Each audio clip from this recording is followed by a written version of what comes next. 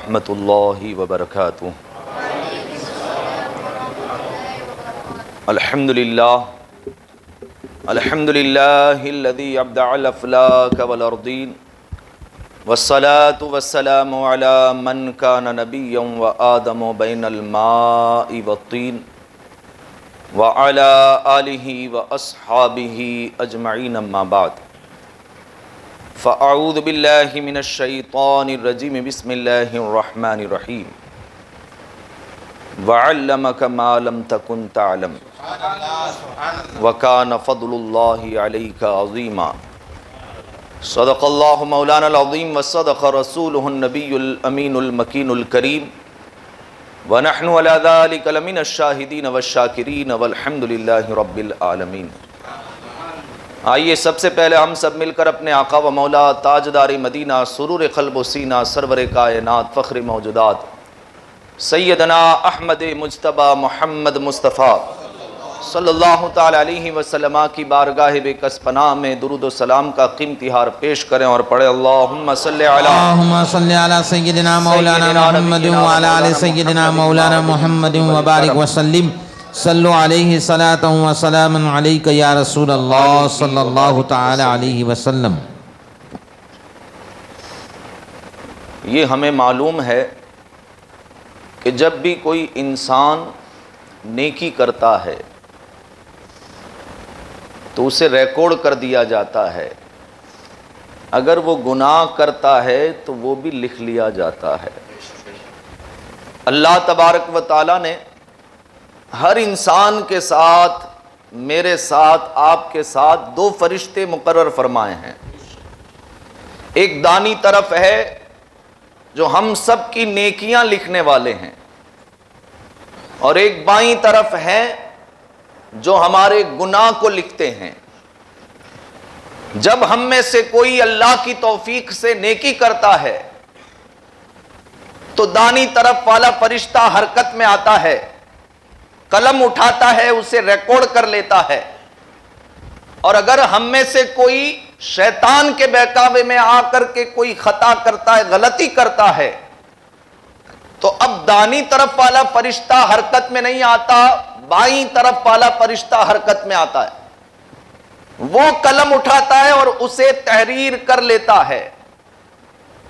پتہ کیا چلا کہ جب بھی ہم کوئی نیکی کرتے ہیں تو دانی طرف والا فرشتہ حرکت میں آتا ہے، جب بھی ہم سے کوئی گناہ ہوتا ہے بائیں طرف والا فرشتہ حرکت میں آتا ہے۔ لیکن اسی روئے زمین پر، اسی آسمان کے نیچے ایک عمل ایسا بھی ہے کہ جب کوئی بندہ کرتا ہے دونوں فرشتے حرکت میں آ جاتے ہیں۔ اب آپ سوچیں گے کہ یہ کیسے ہو سکتا ہے؟ کوئی عمل ایسا ہو، اگر وہ نیکی کا عمل ہوگا تو دانی طرف والا فرشتہ حرکت میں آئے گا، اگر وہ عمل برائی کا ہوگا بائیں طرف والا فرشتہ حرکت میں آئے گا۔ وہ کیسا عمل ہے کہ جس کے کرنے سے دونوں طرف کے فرشتے حرکت میں آتے ہیں؟ تو سنو، وہ عمل کوئی اور نہیں، ابھی جو ہم نے اپنے آقا پر درود پڑھا ہے، وہ درود پاک ایسا عمل ہے کہ دونوں طرف کے فرشتے حرکت میں آتے ہیں۔ دانی طرف والا فرشتہ نیکی لکھنے کے لیے حرکت میں آتا ہے، اور بائیں طرف والا فرشتہ گناہ مٹانے کے لیے حرکت میں آتا ہے۔ سبحان اللہ، سبحان اللہ، سبحان اللہ۔ اسی لیے اللہ کے رسول نے فرمایا کہ جب تم میں سے کوئی مجھ پر ایک بار درود پڑھتا ہے، اللہ تعالیٰ اس کے لیے 10 نیکیاں لکھوا دیتا سبحان ہے، اللہ، بے شک، سبحان اللہ، اور اس کے 10 درجات بلند کر دیے جاتے ہیں، اور اس کے 10 گناہ مٹا دیے جاتے سبحان ہیں۔ اللہ، سبحان اللہ۔ تو آئیے پھر باز بلند درود پاک پڑھیں۔ اللہم صلی علی سیدنا مولانا محمد وعلی آل سیدنا مولانا محمد وبارک وسلم۔ صلاۃ و سلام علیک یا رسول اللہ صلی اللہ تعالی علیہ وسلم۔ علیک یا رسول اللہ۔ مجھے جو موضوع دیا گیا، علم غیب مصطفیٰ صلی اللہ تعالی علیہ وسلم، سبحان اللہ، بڑے پیارے انداز میں ایک مداح رسول نے اللہ کے رسول صلی اللہ تعالی علیہ وسلم کے بارے میں یہ کہا جو ہم تمام اہل سنت والجماعت کا عقیدہ ہے کہ جو ہو چکا، سبحان اللہ، جو ہو چکا ہے، جو ہوگا حضور جانتے ہیں۔ بے شک، جو ہو چکا ہے، جو ہوگا، ما کانا وما یکون، جو ہو چکا ہے ما کان، جو ہوگا ما یکون، جو ہو چکا ہے، جو ہوگا حضور جانتے ہیں۔ اور یہ علم اللہ کے رسول کا ذاتی نہیں ہے، بے شک، بلکہ کہا تیری عطا سے خدایا حضور جانتے ہیں۔ سبحان اللہ، تیری عطا سے خدایا حضور جانتے ہیں۔ اور وہ مومنوں کی تو جانوں سے بھی قریب ہوئے، بے شک، وہ مومنوں کی تو جانوں سے بھی قریب ہوئے۔ کیسے؟ اللہ نے فرمایا النبی اولا بالمؤمنین من انفسہم، کہ نبی مومنین کی جانوں سے بھی زیادہ قریب ہوتے بے ہیں۔ شک، وہ مومنوں کی تو جانوں سے بھی قریب ہوئے، کہاں سے کس نے پکارا حضور جانتے ہیں۔ سبحان اللہ، سبحان اللہ، سبحان اللہ، کہاں سے کس نے پکارا حضور جانتے ہیں۔ اور جو نہیں کہتے ہیں نا حضور نہیں جانتے، ان کا عقیدہ کیا ہے اور ہم کس کے عقیدے پر ہیں؟ شاعر نے کہا کہ وہابیوں کا عقیدہ وہ غیب دان نہیں، وہابیوں کا عقیدہ وہ غیب دان نہیں، اور صحابیوں کا عقیدہ حضور جانتے ہیں۔ سبحان اللہ، سبحان اللہ، صحابیوں کا عقیدہ حضور جانتے ہیں۔ اور اے علم غیب کے منکر، خدا کو دیکھا ہے؟ جو بھی علم غیب کا، حضور کے علم غیب کا انکار کرتے ہیں، انہیں چیلنج کیا جا رہا ہے کہ اے علم غیب کے منکر، خدا کو دیکھا ہے؟ اگر خدا کو دیکھا نہیں تو پھر کیسے مانتا ہے کہ اللہ ایک ہے؟ جب تو نے دیکھا ہی نہیں تو پھر کیسے گواہی دیتا ہے لا الہ الا اللہ، اللہ کے سوا کوئی معبود نہیں؟ کیونکہ نہیں کی گواہی اسی وقت بندہ دے سکتا ہے جب اس نے کل کائنات کو دیکھا ہو۔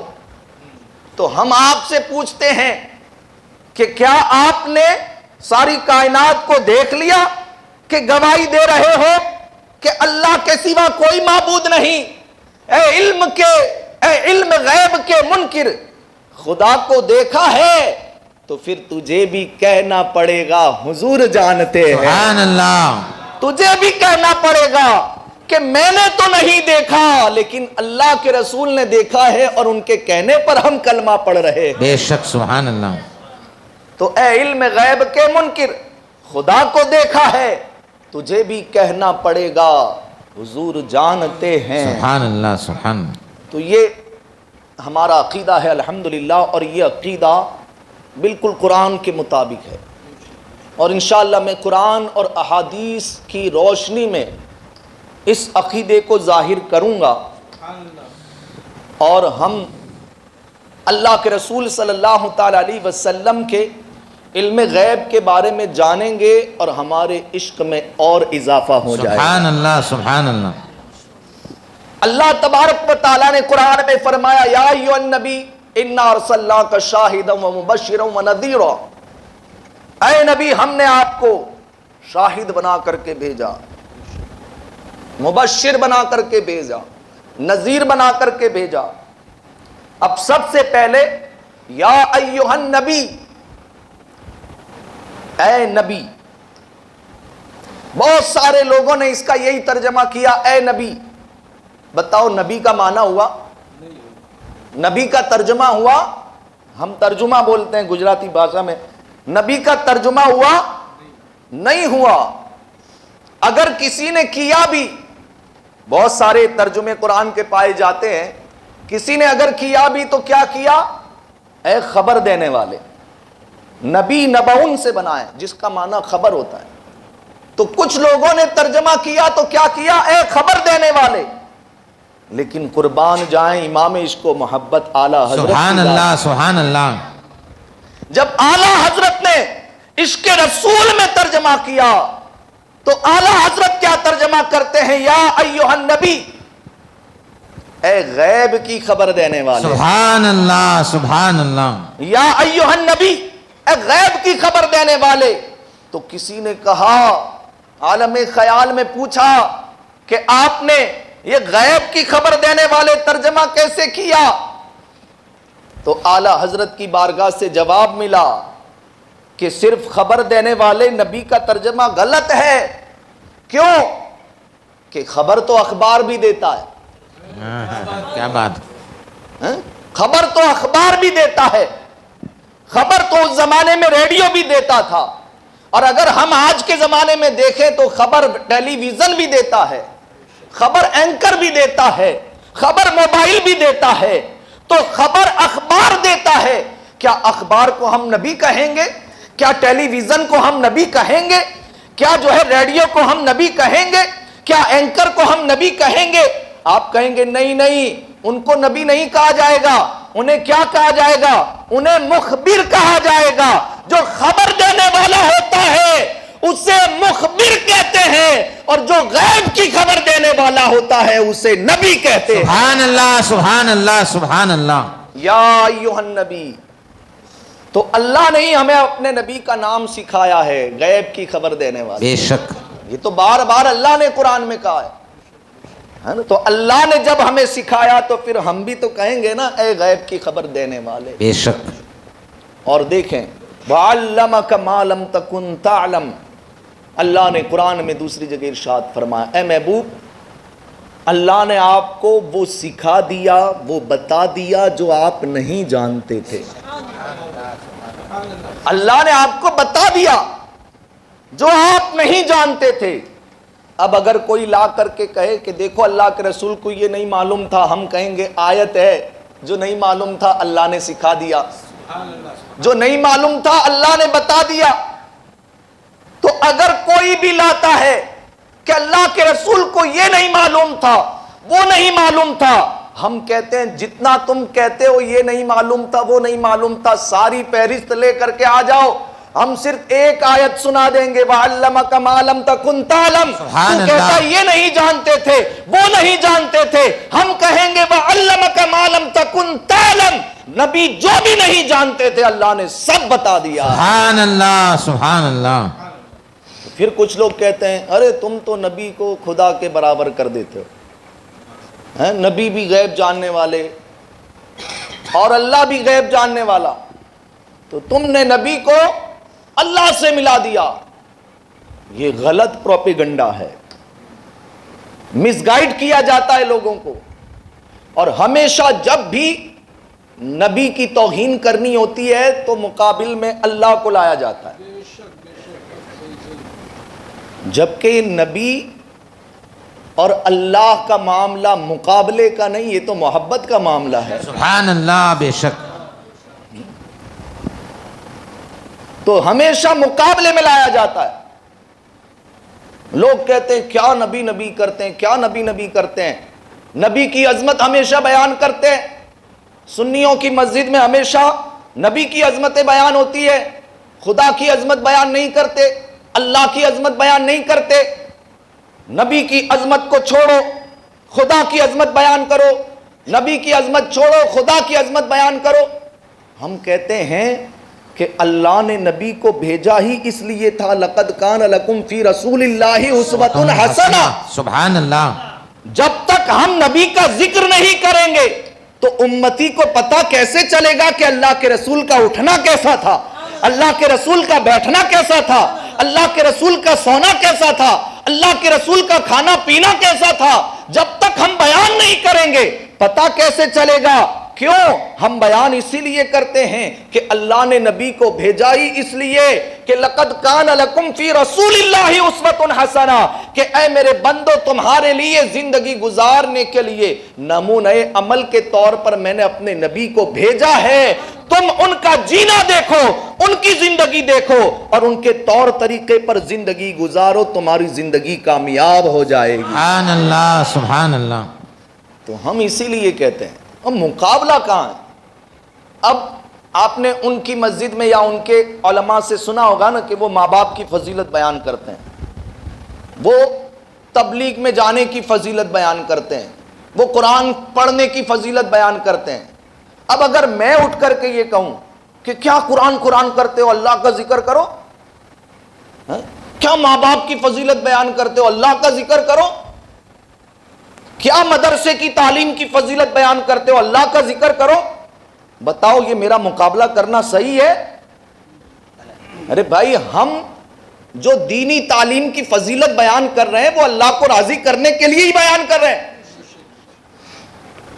جو تبلیغ کی تعلیم دی جاتی ہے وہ اللہ کو راضی کرنے کے لیے ہی دی جاتی ہے، یا مقابلہ ہی نہیں ہے۔ ماں باپ کی فضیلت بیان کی جاتی ہے اسی لیے کی جاتی ہے کہ ماں باپ کی خدمت کر کے بندہ اللہ کو راضی کر لے، تو پھر ہم بھی نبی کی تعظیم ذکر اسی لیے کرتے ہیں، بار بار نبی کا ذکر اسی لیے کرتے ہیں کہ ہم نبی کا ذکر کریں اور ہم سے خدا راضی ہو جائے۔ اور ابھی حضرت نے بتایا نا کہ ہم آئے نہیں بلائے گئے ہیں، بہت بہترین جملہ ہے ماشاءاللہ، کہ ہم آئے نہیں بلائے گئے ہیں۔ کیوں؟ آپ نے حدیث سنی اللہ کے رسول نے کیا فرمایا؟ میں آسمانوں میں احمد، میں آسمانوں میں احمد اور زمین پر محمد صلی اللہ تعالی علیہ وسلم۔ احمد کا معنی کیا ہوتا ہے؟ احمد کا معنی ہوتا ہے سب سے زیادہ تعریف کرنے والا، اور محمد کا معنی کیا ہوتا ہے؟ صلی اللہ تعالی علیہ وسلم، جس کی بار بار کثرت سے تعریف کی جائے، بار بار جس کی تعریف کی جائے۔ اسی لیے جب کفار اللہ کے رسول کی برائی بیان کرتے، صحابہ کو اچھا نہیں لگتا، وہ حضور کی بارگاہ میں آتے، عرض کرتے اللہ کے رسول دشمن آپ کی برائی کرتے ہیں، تو اللہ کے رسول نے فرمایا کہ صحابہ غم کرنے کی ضرورت نہیں، اللہ نے میرا نام ہی ایسا رکھ دیا ہے کہ برائی کرنے سے پہلے انہیں مجھے محمد کہنا پڑے گا، اور محمد کا معنی ہی ہوتا ہے جس کی تعریف کی جائے، تو برائی کرنے سے پہلے انہیں مجھے محمد کہنا پڑے گا، اور محمد کہتے ہی میری تعریف ہو جائے گی۔ جب یہ بات کفار تک پہنچی تو انہوں نے حضور کا نام پھر بدل کر کے مزمم رکھ دیا، اور مزمم یعنی جس کی بار بار برائی کی جائے، تو اس نام سے حضور کی برائی کرنے لگے۔ پھر صحابہ کو رنج ہوا، پھر صحابہ حضور کی بارگاہ میں آئے، اللہ کے رسول اب وہ لوگ آپ کو مذمم کہہ کر کے آپ کی برائی کرتے ہیں۔ اللہ کے رسول نے فرمایا دیکھا میرے صحابہ، اللہ نے ان کے چہرے کیسے میرے برائی سے پھیر دیے، ان کی زبانیں میری برائی سے کیسے پھیر دی۔ وہ کسی مذمم نام کے شخص کی برائی کرتے ہیں اور میں تو محمد ہوں، سبحان اللہ۔ وہ تو کسی مذمم کی برائی کر رہے ہیں اور میں تو محمد ہوں صلی اللہ تعالی علیہ وسلم۔ تو اللہ کے رسول کا نام آسمانوں میں احمد، سب سے زیادہ تعریف کرنے والے، اور زمین پر محمد صلی اللہ تعالی علیہ وسلم جن کی بار بار تعریف کی جائے۔ کیوں؟ یہ اللہ کا وعدہ ہے، فَاذْكُرُونِي أَذْكُرْكُمْ، تم میرا ذکر کرو میں تمہارے چرچے کروں گا، تم میرا ذکر کرو میں تمہارے چرچے کروں گا۔ اللہ کے رسول آسمانوں میں تھے اور وہاں احمد تھے، سب سے زیادہ اللہ کی تعریف کرنے والے، آسمانوں میں ہزاروں سال رہ کر کے اللہ کے رسول تعریف کرتے رہے، تعریف کرتے رہے، اللہ تبارک و تعالیٰ کی حمد و ثنا کرتے رہے۔ اب اللہ کا وعدہ ہے کہ جو جتنا ذکر کرے گا میں اتنا ہی اس کا چرچا کروں گا۔ تو آسمانوں میں اللہ کے رسول نے اللہ کی حمد و ثنا کی، زمین پر آنے کے بعد اللہ کے رسول نے اللہ کی حمد و ثنا کی، تو پھر اللہ نے بھی حضور کا نام زمین پر محمد رکھ کر کے آپ کے چرچے کو عام کر دیا۔ اب یہ جو محفلیں ہم منا رہے ہیں اور قیامت تک مناتے رہیں گے، یہ ہم نہیں منا رہے، فَاذْكُرُونِي أَذْكُرْكُمْ، اللہ اپنا وعدہ پورا کر رہا ہے۔ سبحان اللہ، سبحان اللہ۔ یہ ہم نعرہ تکبیر، نعرہ رسالت، جشن عید میلاد النبی، نعرہ تکبیر، سبحان اللہ، سبحان اللہ۔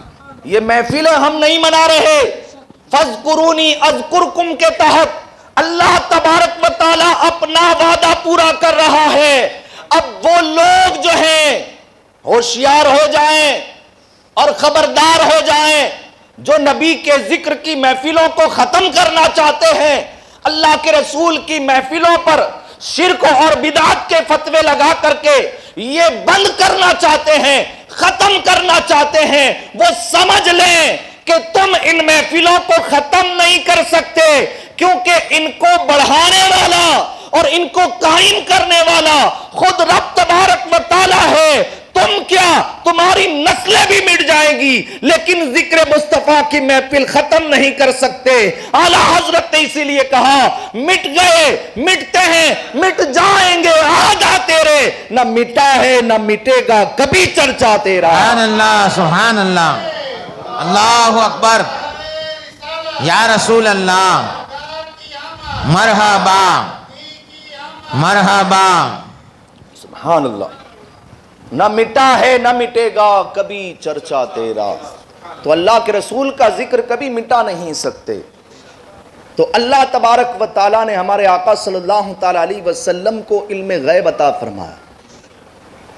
تو جب یہ کہتے ہیں کہ تم نے اللہ کا علم رسول اللہ کے علم سے ملا دیا، دونوں کو برابر کر دیا، آج میں آپ کو مثال سے سمجھاتا ہوں۔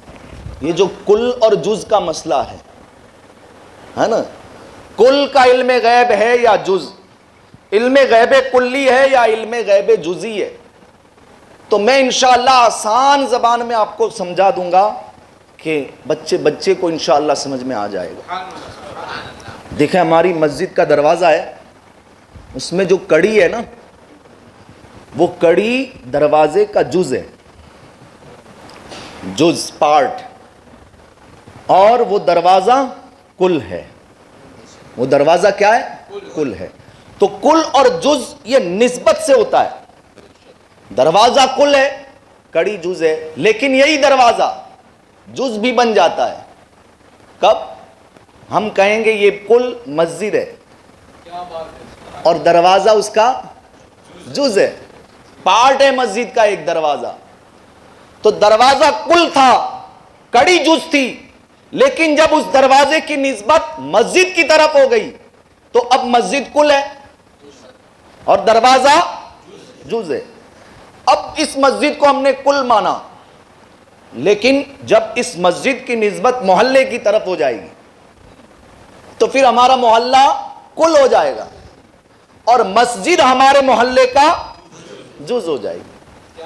اب ہمارا جو محلہ ہے اس کی نسبت ہمارے شہر کی طرف کر دیں گے تو پھر شہر کل اور ہمارا محلہ جز ہو جائے گا۔ پھر اگر شہر کی نسبت صوبے کی طرف کر دیں، گجرات کی طرف کر دیں، تو اب ہمارا یہ شہر جز ہو جائے گا اور گجرات کل ہو جائے گا۔ اور اگر گجرات کی نسبت ملک کی طرف کر دیں، ہندوستان کی طرف کر دیں، تو اب ہندوستان کل، گجرات جز۔ پھر اس ہندوستان کی نسبت ورلڈ کی طرف کر دیں تو یہ ورلڈ جو ہے، دنیا کل ہے، یہ اس کا جز۔ آپ بڑھاتے ہی رہیں تو ہر چیز کی دو حیثیت ہوتی ہے، کبھی وہ کل ہوتی ہے، کبھی وہی جز ہو جاتی ہے۔ اب آئیں، کچھ لوگ کہتے ہیں کہ تم اللہ کے علم سے نبی کا علم ملا دیتے ہو، نبی کے علم کو اللہ کے علم کے برابر کر دیتے ہو۔ سنو، ایک سنی عالم دین آپ کے سامنے عقیدہ اہل سنت بیان کر رہا ہے کہ اللہ کا جو علم ہے وہ غیر متناہی ہے، اس کی کوئی حد ہی نہیں ہے، وہ غیر متناہی ہے۔ ایک سمندر ہے، سمندر کے سامنے ایک قطرہ، بتاؤ دونوں میں کوئی تقابل ہے؟ کہاں سمندر اور کہاں قطرہ؟ ہم اللہ کے نبی کے علم کو اللہ کے علم کے سامنے، سمندر کے سامنے قطرہ بھی نہیں مانتے، قطرہ مانتے نہیں، قطرہ بھی نہیں مانتے، مقابلہ ہی نہیں ہے، کیونکہ نبی کا علم محدود ہے، اللہ کا علم غیر محدود ہے۔ نبی کے علم کی انتہا ہے، اس کی کوئی حد ہے اور اللہ کے علم کی کوئی انتہا نہیں ہے۔ تو اب آپ شارٹ میں سمجھ لیں کہ جب ہم نبی کے علم کی نسبت اللہ کے علم کی طرف کریں گے تو نبی کا جو علم غیب ہے وہ جز ہو جائے گا اور اللہ کا علم لامتناہی وہ کل ہو جائے گا۔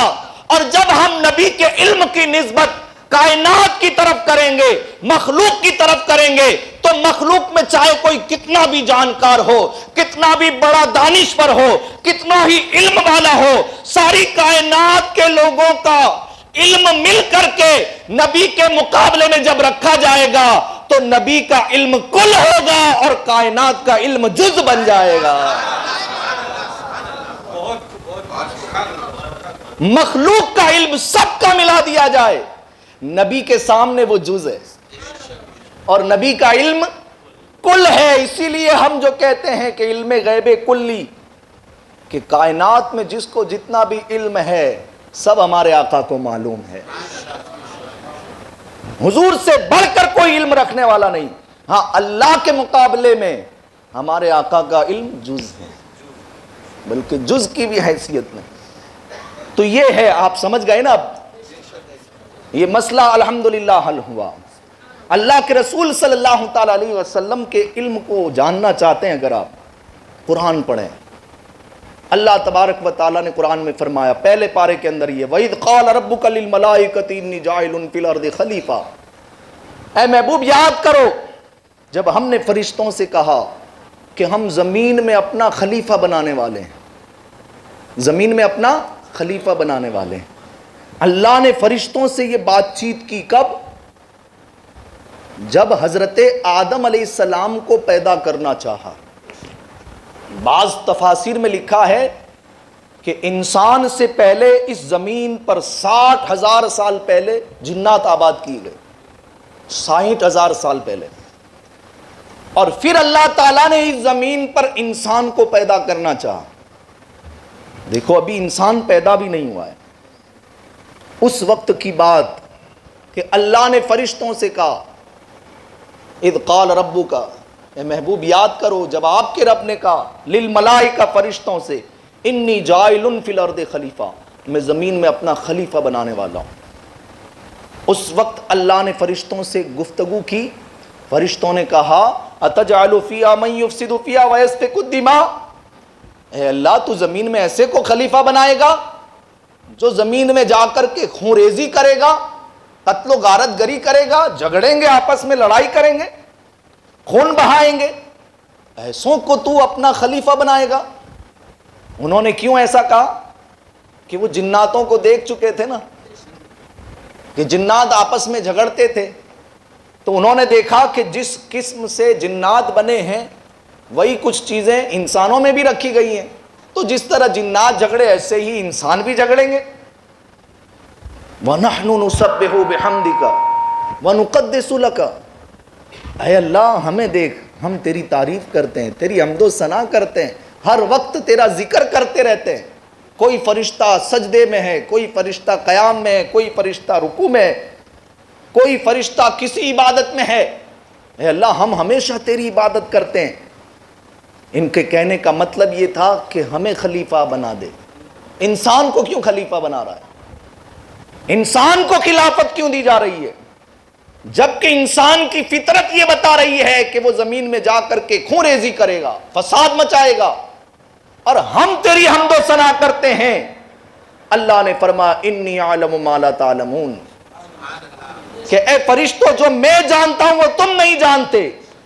بعض مفسرین نے یہ لکھا کہ فرشتوں نے جب یہ کہا کہ اللہ تیرا خلیفہ بننے کے حقدار ہم ہیں، تمام کائنات میں ساری مخلوقات میں اللہ نے صرف ایک مخلوق کو اپنا خلیفہ چنا، اور وہ بھی انسان کو۔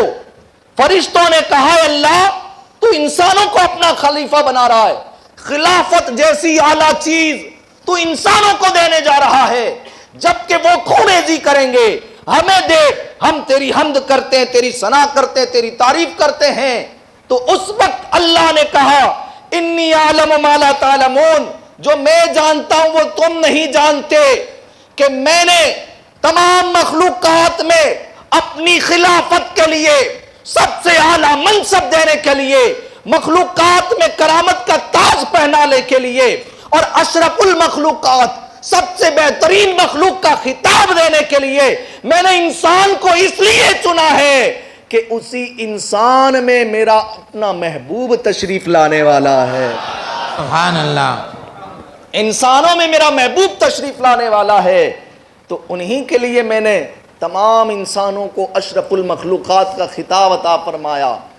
تو فرشتوں نے یہ کہا، خیر میں آگے گفتگو میں جاؤں گا تو بڑی طویل گفتگو ہو جائے گی، یہاں بتانا یہ مقصد ہے کہ ابھی تو حضرت آدم علیہ السلام کا مجسمہ تیار نہیں ہوا، اور اللہ فرشتوں سے کہہ رہا ہے، اور اس کا ذکر اللہ نے قرآن میں کن کلمات سے فرمایا؟ وَإِذْ قَالَ رَبُّكَ، اِذ، مفسرین کا یہ قاعدہ ہے کہ یہ اِذ جو ہے اذکر کے معنی میں، اذکر کا معنی اے محبوب یاد کرو، اے محبوب یاد کرو۔ اب یاد کون سی چیز دلائی جاتی ہے؟ یاد کون سی چیز دلائی جاتی ہے؟ میں ایک مثال سے سمجھاتا ہوں کہ آپ 2-3 دوست چائے پینے کے لیے کسی جگہ گئے اور وہاں کوئی بات ہوئی، کوئی معاملہ ہوا، تو ہم اس دوست سے کہتے ہیں کہ یاد کرو فلاں دن ہم گئے تھے، یاد کرو فلاں دن ہم فلاں جگہ چائے پینے گئے تھے، تم نے دیکھا تھا وہاں کیا ہوا تھا، تم نے دیکھا تھا وہاں کیا معاملات ہوئے تھے۔ اگر کوئی وہاں تھا ہی نہیں، اگر کوئی وہاں تھا ہی نہیں، آپ اپنے اس دوست سے یہ نہیں کہو گے یاد کر اس دن کیا ہوا تھا، وہ کہے گا میں کیسے یاد کروں، میں تھا تو یاد کروں، میں تو تھا ہی نہیں، میں کیسے یاد کروں۔ اب ابھی تو حضرت آدم علیہ السلام پیدا بھی نہیں کیے گئے، اور اللہ اپنے محبوب سے کہہ رہا ہے کہ اے محبوب یاد کرو جب تمہارے رب نے فرشتوں سے کہا تھا کہ میں آدم کو خلیفہ بنانے والا ہوں، پتہ کیا چلا؟ یاد اسے دلایا جاتا ہے جو اس وقت موجود ہو۔ تو کیا معلوم ہوا کہ جب اللہ فرشتوں سے یہ کہہ رہا تھا کہ میں زمین میں اپنا خلیفہ بنانے والا ہوں، اس وقت ہمارے آقا کا نور وہاں موجود تھا۔ سبحان اللہ، سبحان اللہ، سبحان اللہ۔ نعرہ تکبیر، نعرہ رسالت، جشن عید میلاد النبی، نعرہ تکبیر، نعرہ رسالت، سبحان اللہ، سبحان اللہ۔ لوگ اعتراض کرتے ہیں نبی کو پیٹھ کے پیچھے کا علم نہیں ہے، یہ نہیں ہے، وہ نہیں ہے۔ ارے اللہ کے رسول کے علم کو تم کیا سمجھو، وہ تو اس وقت بھی موجود تھے جب حضرت آدم علیہ السلام کی پیدائش ابھی نہیں ہوئی ہے، مجسمہ بھی تیار نہیں ہو رہا ہے، ابھی تو گفتگو کی جا رہی ہے نسل انسان کو بنانے کی، اور اس وقت اللہ فرما رہا یاد کرو۔ اور دوسری چیز، اب آپ کہیں گے کہ یاد کرو میں تھوڑی ضروری ہے کہ اللہ کے رسول نے دیکھا ہو، تو میں دوسری دلیل دے رہا ہوں۔ سورہ فیل، الم تر کیف فعل ربک باصحاب الفیل، اے محبوب کیا آپ نے نہیں دیکھا کہ تمہارے رب نے ہاتھی والوں کے ساتھ کیا کیا؟ کتابیں اٹھا کر کے دیکھ لیں، سیرت کی جتنی بھی کتابیں ہیں، جب ابرہا ہاتھی کا لشکر لے کر کے آیا تھا اس وقت اللہ کے رسول پیدا بھی نہیں ہوئے تھے۔ ابرہا کا ہاتھی والوں کا واقعہ پیش آیا، اس کے تقریباً 55 دنوں کے بعد اللہ کے رسول مکہ میں پیدا ہوتے ہیں۔ 55 دن کے بعد حضور پیدا ہو رہے ہیں، اور اللہ کیا فرما رہا ہے؟ الم ترا، اے محبوب کیا آپ نے نہیں دیکھا؟ کسی بھی عربی جانکار آدمی کو آپ لا کر کے اس کا ترجمہ کرائیں، الم ترا کیف فعل ربک باصحاب الفیل، اے محبوب کیا آپ نے نہیں دیکھا کہ اللہ نے ہاتھی والوں کے ساتھ کیا معاملہ کیا؟ پتا کیا چلا کہ مجھے اور آپ کو دیکھنے کے لیے دنیا میں آنا پڑتا ہے اور شعور کی زندگی تک پہنچنا پڑتا ہے، شعور کی عمر تک پہنچنا پڑتا ہے، پھر جا کر کے ہمیں کوئی کہتا ہے کیا تم نے وہ نہیں دیکھا، کیا تم نے یہ نہیں دیکھا؟ ابھی تو حضور پیدا بھی نہیں ہوئے ہیں اور اللہ کہتا ہے کیا آپ نے نہیں دیکھا کہ ہاتھی والوں کے ساتھ آپ کے رب نے کیا کیا؟ پتا چلا کہ حضور پیدا ہونے سے پہلے بھی وہ منظر دیکھ رہے تھے۔ اب دیکھیں، حضرت آدم علیہ السلام کے پیدا ہونے سے پہلے بھی حضور دیکھ رہے تھے، اور خود اپنی پیدائش سے پہلے بھی حضور دیکھ رہے تھے۔ تو جو نبی اپنی پیدائش سے پہلے کائنات کے مناظر دیکھ رہے ہو، اللہ نے وہ طاقت عطا فرمائی ہو، تو پھر کائنات میں آ کر کے پردہ فرمانے کے بعد کیوں نہیں دیکھ سکتے؟ وہ ضرور دیکھ سکتے ہیں۔ اور میرے آقا کے علم غیب پر اعتراض کرتے ہو؟ آؤ ذرا پوچھو حضرت آمنہ سے۔ حضرت آمنہ فرماتی ہیں کہ جب نبی کی ولادت ہوئی، نبی کی ولادت کہاں ہوئی؟ بچے بتائیں گے کہاں ہوئی، کون سے شہر میں ہوئی؟ مکہ میں، ماشاءاللہ۔ تو نبی کی ولادت مکہ شہر میں ہوئی۔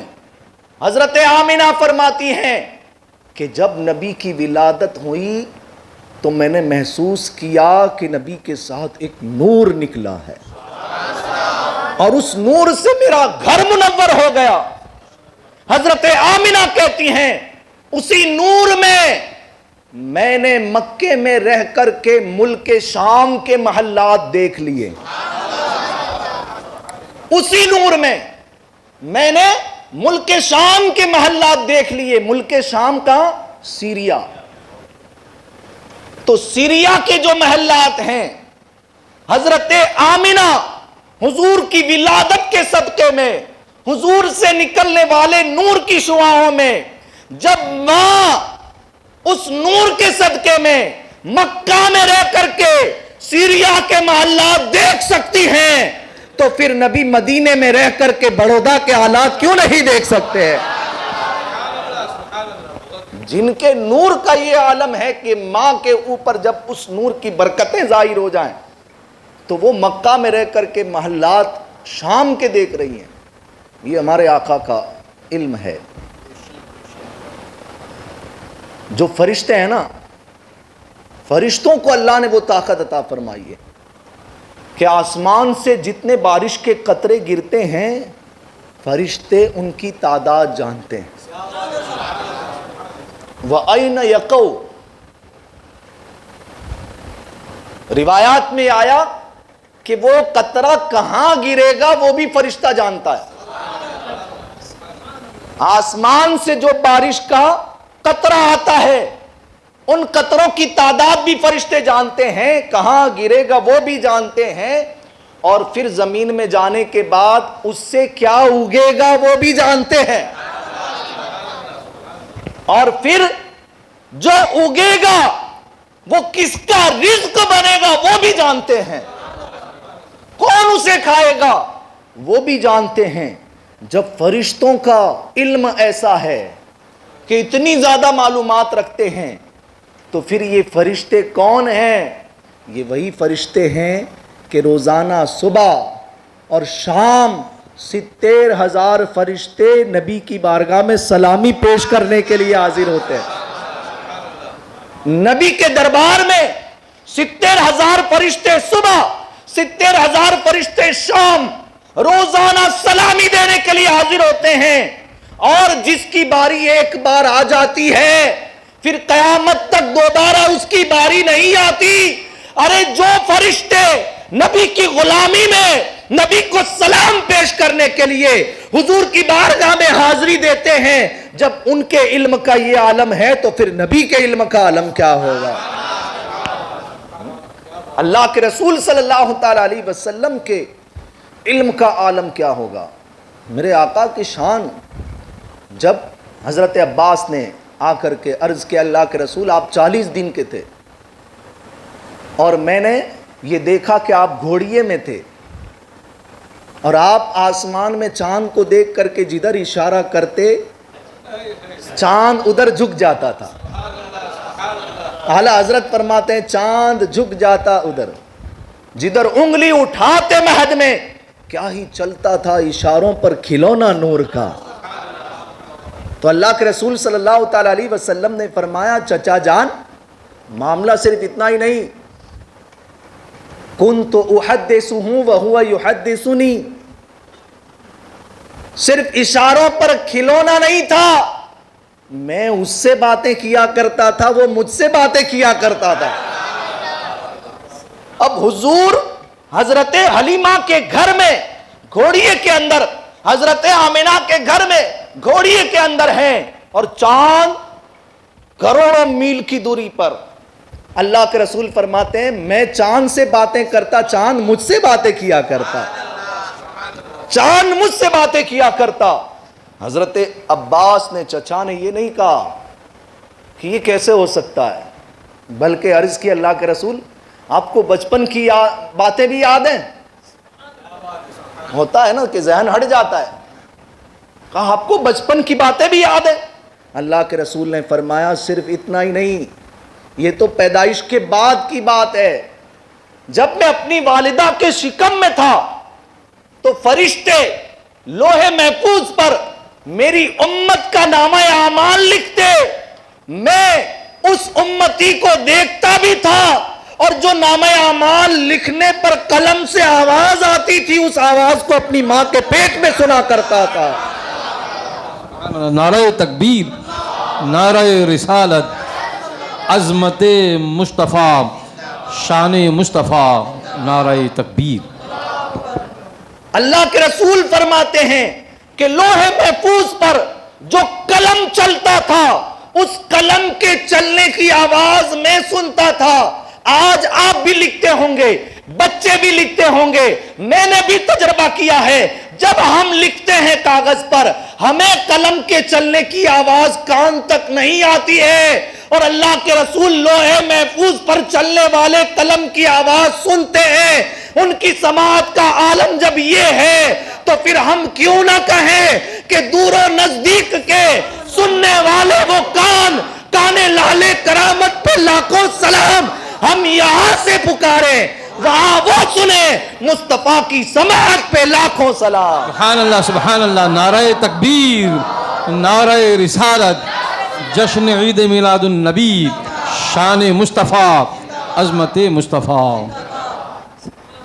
टाइम हो जाए तो हजरत इशारा कर देना। अल्लाह के रसूल सल्लल्लाहु ताला अलैहि वसल्लम के गैब का इल्म, अब चूंकि हम यहाँ बैठे हैं तो सीरत को जानने के लिए कुछ नसीहत की बातें भी होनी चाहिए। सिर्फ नारे और ज़ुबान अल्लाह कह करके महफिल ख़त्म कर लें, ये मुनासिब नहीं है। हम यहाँ से कुछ ले करके जाएं। गैब के ताल्लुक से इंशाअल्लाह मैं बताऊंगा, लेकिन नसीहत की बात भी होगी। सहाबा कहते हैं कि हम हुजूर के पास बैठे हुए थे, अल्लाह के रसूल सल्लल्लाहु ताला अलैहि वसल्लम ने इरशाद फरमाया, यतलुउ रजुलुन मिन अहलिल जन्ना अल-आन, अभी अभी एक आदमी आएगा, जो आदमी अब तुम्हारे दरमियान आने वाला है वो जन्नती है। यतलुउल आन रजुलुम मिन अहलिल जन्ना, अभी अभी एक शख्स आएगा वो जन्नती है। अब सहाबा देखने लगे कि कौन आ रहा है। कहा तला रजुलुम मिनल अंसार, एक अंसारी सहाबी तशरीफ लाए। तंतिफु लिह्यतुहु माअम मिन वुज़ूइही, इस हाल में तशरीफ लाए कि उनकी दाढ़ी से वुज़ू के पानी के कतरे टपक रहे थे। मुतअल्लिकुन अलैहि फी यदिही शिमाल, और अपने बाएं हाथ में अपने जूते लिए हुए थे। अल्लाह के रसूल ने उनके बारे में फरमाया कि जन्नती आ रहा है।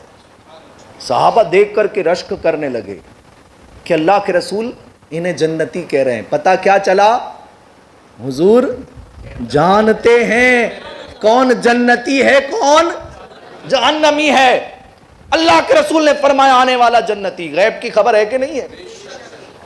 दूसरा दिन हुआ, साहबा कहते हैं हम बैठे हुए थे, फिर अल्लाह के रसूल ने फरमाया कि अब एक शख्स आएगा जिसे जन्नती इंसान देखना हो उसे देख ले।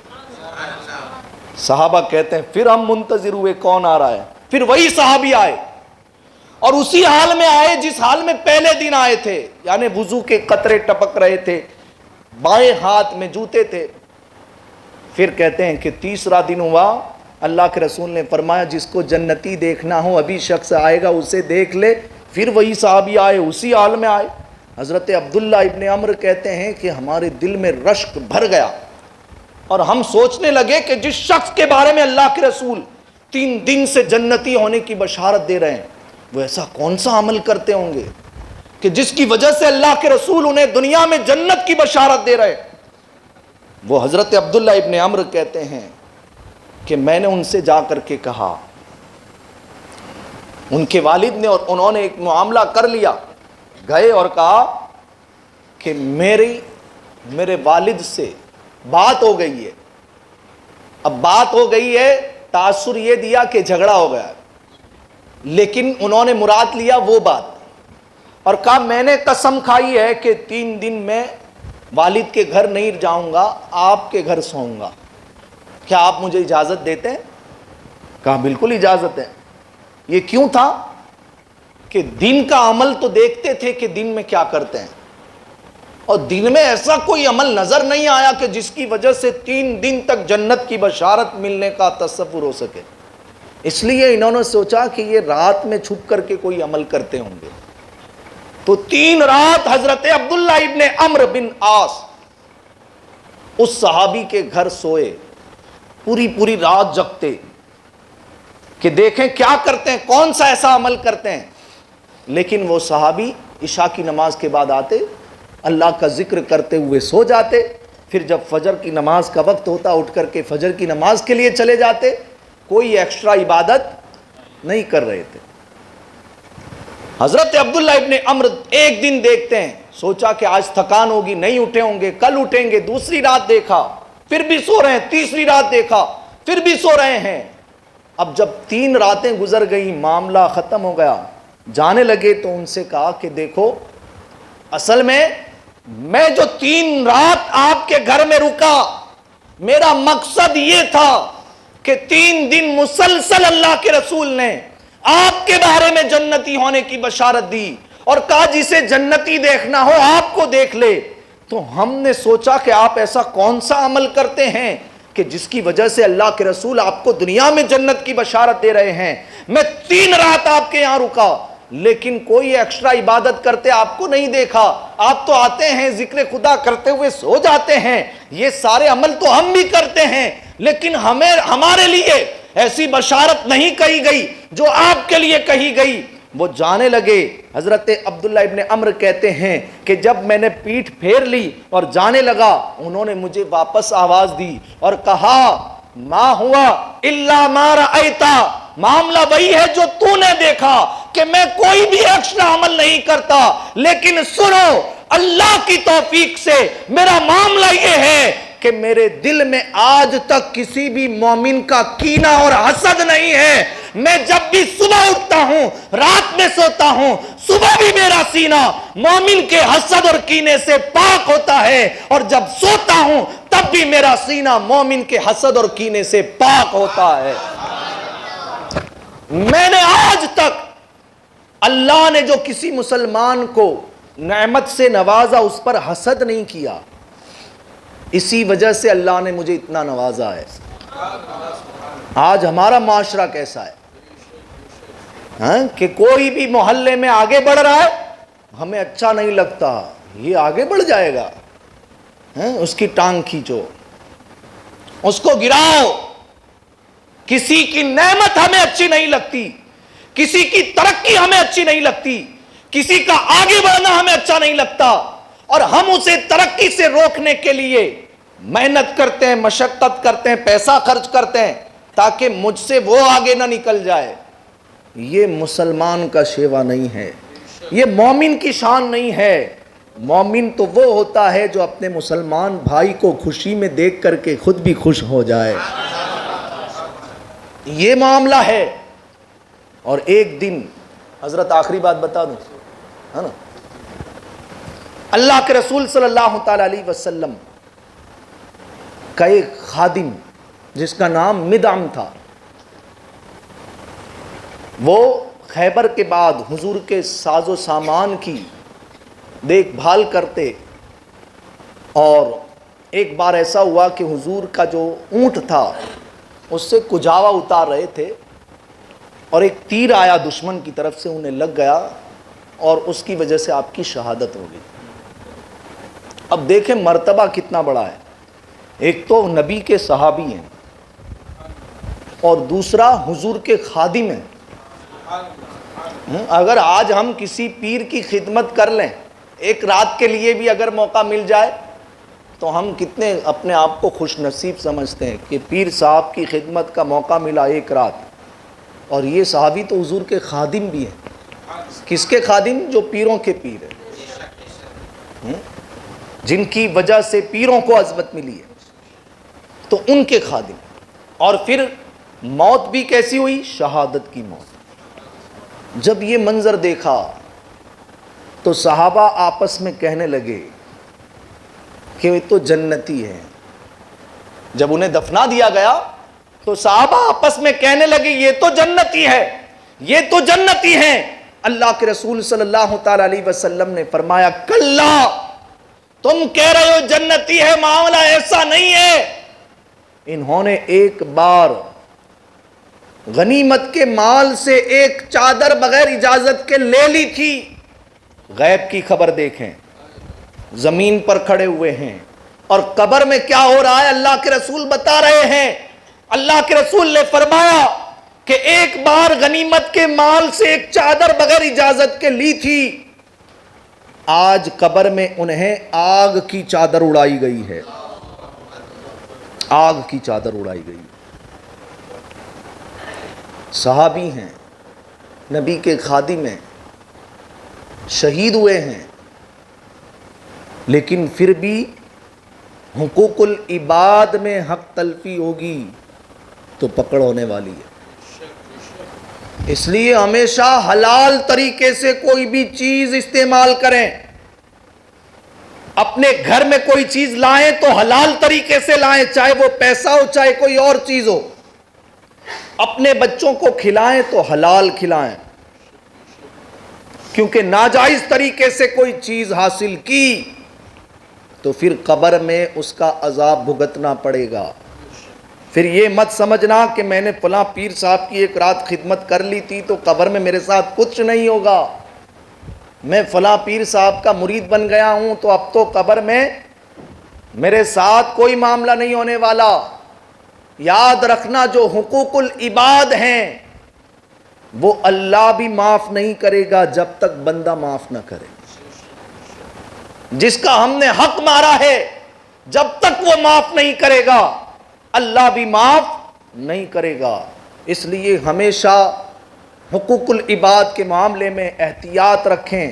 اللہ کے رسول صلی اللہ تعالی علیہ وسلم نے دنیا ہی میں یہ فرما دیا کہ کوئی اپنی پیٹھ پر اونٹ کا بوجھ لے کر کے نہ آئے کہ دنیا میں اس نے اونٹ کو ستایا ہو، اونٹ کی آہ لی ہو، اور پھر قیامت میں آ کر کے مجھ سے کہے کہ میری شفاعت کر دو۔ میں شفاعت نہیں کروں گا جب تک اس اونٹ کو انصاف نہیں مل جاتا، اور میں تمہیں دنیا میں بتا کر کے جا رہا ہوں۔ یہ اللہ کے رسول نے کہہ دیا، میں تمہیں دنیا ہی میں بتا کر کے جا رہا ہوں۔ تو اس لیے لوگوں کا حق نہ ماریں، کسی کی جائیداد پر قبضہ ناجائز نہ کریں، کسی کی زمین پر قبضہ نہ کریں، کسی کی دکان پر قبضہ نہ کریں، کسی کے مکان پر ناجائز قبضہ نہ کریں، کسی کا قرضہ لے کر کے نہ دینے کی نیت نہ رکھیں، کیونکہ قیامت میں نہیں قبر میں ہی عذاب شروع ہو جائے گا، قبر سے ہی عذاب شروع ہو جائے گا۔ اس لیے اس محفل سے جب جائیں تو دل میں یہ لے کر کے جائیں کہ قبر میں عذاب ہونے والا ہے، آخرت میں حساب ہونے والا ہے۔ اور یہ بات بھی یہاں سے لے کر کے جانا کہ اللہ کے رسول صلی اللہ تعالی علیہ وسلم زمین پر کھڑے ہیں اور قبر میں کیا ہو رہا ہے دیکھ رہے ہیں، زمین پر کھڑے ہیں، قبر میں کیا ہو رہا ہے دیکھ رہے ہیں۔ جب زمین پر کھڑے ہوئے قبر میں کیا ہو رہا ہے وہ دیکھ سکتے ہیں، تو پھر ہمارا عقیدہ یہ ہے کہ آج اپنی قبر میں جلوہ فرما ہے اور زمین پر کیا ہو رہا ہے وہ بھی دیکھ رہے ہیں۔ سرے عرش پر ہے تیری گزر، دل فرش پر ہے تیری نظر، ملکوت و ملک میں کوئی شے وہ نہیں جو تجھ پہ آیا نہیں. اور اعلیٰ حضرت نے تو کمال ہی کر دیا کہ کائنات میں سب سے بڑا غیب یہ اللہ ہے، کیونکہ کسی بھی نبی کو یہ شرف نہیں ملا کہ انہوں نے اللہ کے رسول اللہ تبارک و تعالیٰ کو اپنے ماتھے کی آنکھوں سے دیکھا ہو. صرف موسیٰ علیہ السلام نے اللہ کی تجلی دیکھ لی تھی، ان کی آنکھوں کا یہ عالم ہو گیا. کان یبصر النمل علی الصفا فی اللیلۃ الظلماء من مسیرۃ عشرۃ فراسخ. حضرت موسیٰ علیہ السلام نے صرف اللہ کی تجلی کو دیکھا. آنکھوں کا عالم یہ تھا کہ 40 سے 50 کلومیٹر دور 10 فرسخ، میں نے انٹرنیٹ پر جب اس کا حساب لگایا تو 48 کلومیٹر بنتا ہے. 48 کلومیٹر دور سے تاریک رات میں تاریک پہاڑ کے اوپر کالے رنگ کی چونٹی کو 48 کلومیٹر دور سے موسیٰ علیہ السلام دیکھ لیتے تھے. صرف اللہ کی تجلی کو دیکھا تھا، تب ان کی آنکھوں کا پاور ایسا. تو جس نبی نے ماتھے کی آنکھوں سے معراج میں اللہ کا دیدار کیا ہے، کس کو دیکھا یہ موسیٰ سے پوچھے کوئی. آنکھ والے کی ہمت پہ لاکھوں سلام.